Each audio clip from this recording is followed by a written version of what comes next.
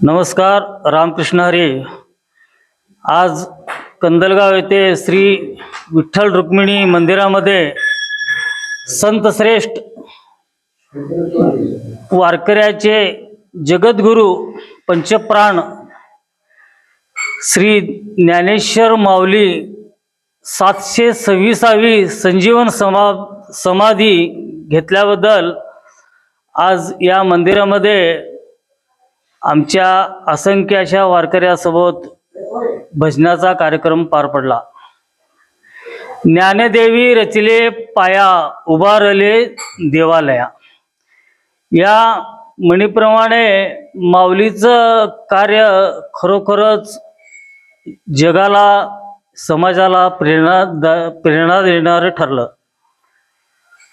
आज आळंदीमध्ये जर आपण बघितला असाल तर भूतोन भविष्यती असा हा प्रचंड सोहळा साजरा केलेला आहे।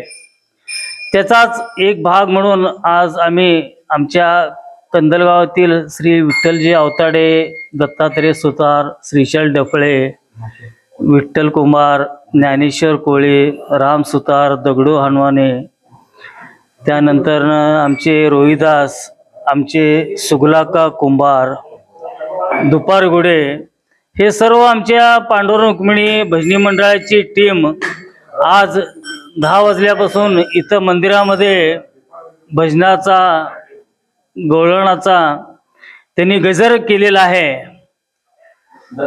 आणि खरोखरच आज आम्ही भारावून गेलो। माऊलींची 726वी पुण्यतिथी, माऊलीचं कार्य तर उल्लेखनीय होतं। त्यांनी लहान वयामध्येच समाधी घेतले।